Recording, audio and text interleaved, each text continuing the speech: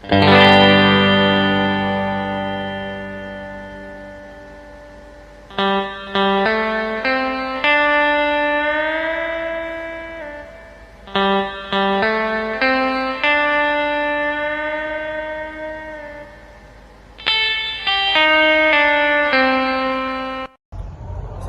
warahmatullahi wabarakatuh. Perkenalkan kami dari kelompok 1 dengan saya Azizul Munawir dengan NPM 2404 2121 016. Perkenalkan, nama saya Gesha Sasabila dengan NPM 2404 2121 0006. Perkenalkan, nama saya Ica Karina dengan NPM 2404 2121 017. Perkenalkan, saya Andina Laila Aurelia dengan NPM 2404 2121 001.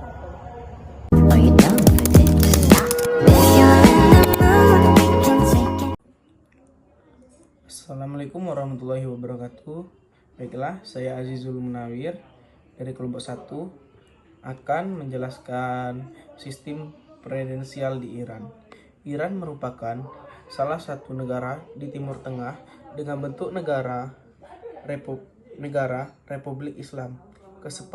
Kesepakatan bentuk negara Republik Islam digunakan oleh Iran didapatkan dari hasil pemilihan umum pada tahun 1980. Dengan kata lain, bahwa masyarakat Iran tidak mau kembali lagi menjadi negara monarki. Sebelum melakukan pemilihan umum, Iran terlebih dahulu melakukan referendum Undang-Undang Dasar yang ditetapkan pada tanggal 5 November 1979 atau 1 tahun sebelum dilaksanakannya pemilihan umum. Referendum undang-undang juga akhirnya merubah sistem pemerintah monarki konstitusional menjadi sistem pemerintahan presidensial. Bentuk Republik Islam secara resmi disetujui 98,2%.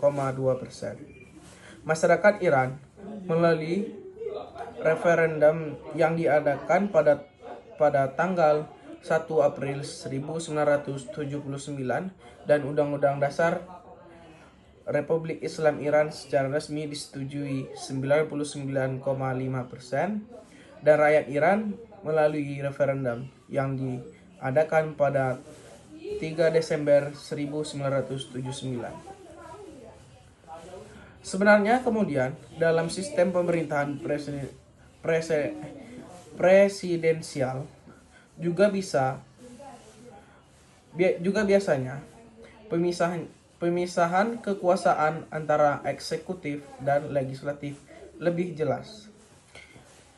Presiden tidak dapat dipecat oleh legislatif, dan hubungan antara presiden dan parlemen bisa bersifat kompetitif dan kontrotatif.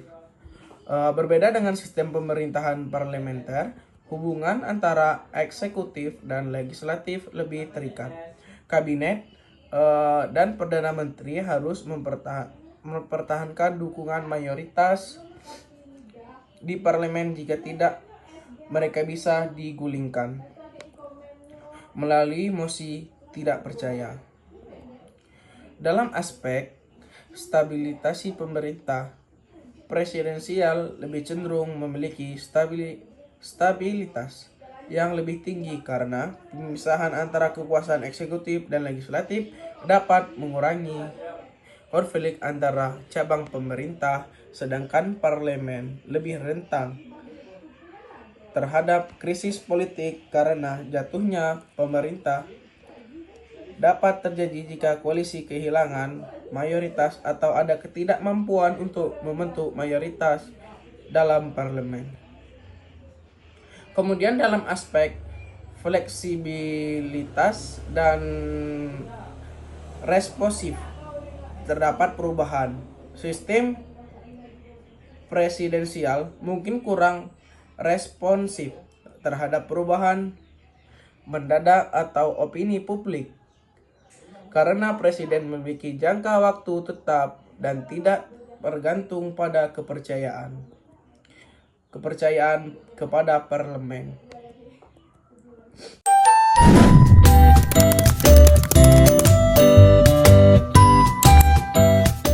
Assalamualaikum warahmatullahi wabarakatuh. Perkenalkan, saya Andina Naila Aurelia dengan nomor NPM 240421210001. Baiklah, di sini saya akan mempresentasikan tugas saya yang berjudul Sistem Pemerintahan Presidensial.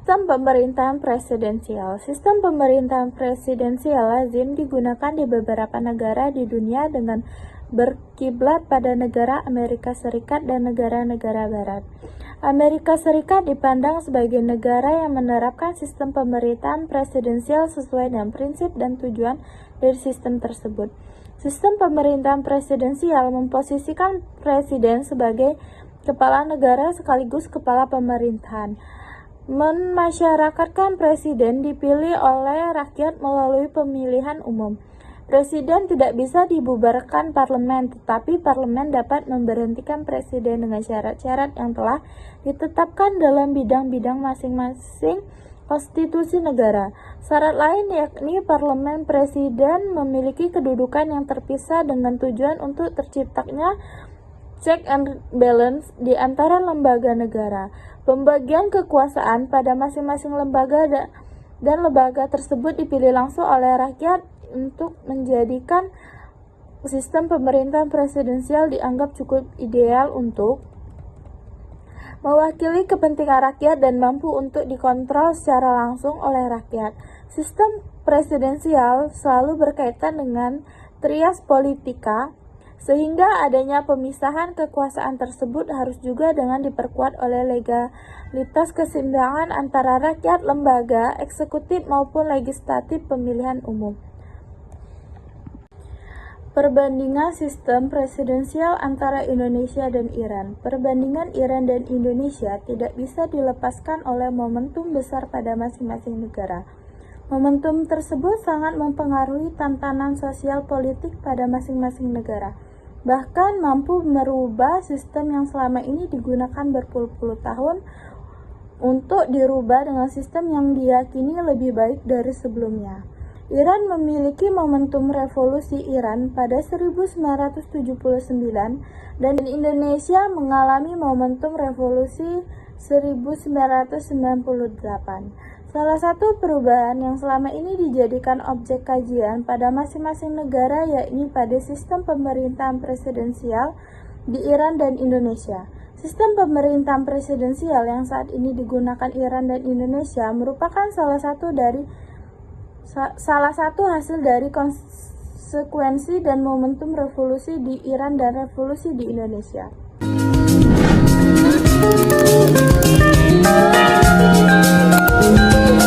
Assalamualaikum warahmatullahi wabarakatuh. Perkenalkan, nama saya Ica Karina dengan NIM 240421210017. Di sini saya akan membahas materi tentang sistem presidensial di Indonesia.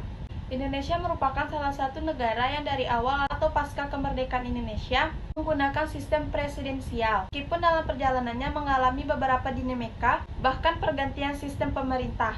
Salah satu kesepakatan dalam pelaksanaan amandemen Undang-Undang 1945 adalah tetap mempertahankan sistem presidensial, sekaligus menyempurnakan agar betul-betul mempertahankan sistem presidensial. Praktek implementasi sistem pemerintah presidensial dalam Orde Lama dan Orde Baru tidak banyak mengalami dinamika, tapi banyak prinsip sistem dari pemerintah presidensial secara langsung tidak banyak terpenuhi. Salah satu yang penting yakni terkait dengan pemilihan presiden yang ada pada Orde Baru. Dilakukan dengan Majelis Permusyawaratan Rakyat atau bisa disebut dengan MPR, atau tidak dilakukan secara langsung oleh masyarakat dan tidak ada batasan proses kepemimpinan. Kemudian yang menjadi salah satu isu penting bagi semua kalangan pada saat itu untuk segera diganti dengan sistem pemerintah presidensial, yakni pemilihan secara langsung dengan masyarakat tanpa adanya batasan terkait dengan presiden dan wakil presiden. Untuk dapat menerapkan prinsip-prinsip sistem presidensial dan mewujudkan kehidupan negara yang demokratis, yakni melalui reformasi pada 1998, dengan salah satu tujuan untuk mewujudkan pemerintah yang demokratis dan memperkuat sistem pemerintah presidensial. Salah satu konsekuensi dari amandemen tersebut yakni posisi lembaga negara yang setara dengan penguatan prinsip check and balance, dan pemilihan presiden dan wakil presiden dilakukan secara langsung oleh rakyat. Awalnya Indonesia menerapkan sistem presidensial, lalu mengalami perubahan sejak Indonesia berganti menjadi Republik Indonesia Serikat, yang mana sistem perubahan menggunakan sistem parlementer. Kemudian RIS dibubarkan dan dikembalikan menjadi Negara Kesatuan Republik Indonesia, sehingga berubah pula sistem pemerintahan kembali ke sistem presidensial. Dalam perjalanannya, sistem presidensial yang dianut tidak murni, karena dalam Undang-Undang 1945, sebelum amandemen presiden bertanggung jawab kepada MPR menjadi lembaga suatu negara tertinggi di negara. Baiklah, segitu saja materi dari saya. Saya akhiri, wabillahi taufiq wal hidayah. Assalamualaikum warahmatullahi wabarakatuh.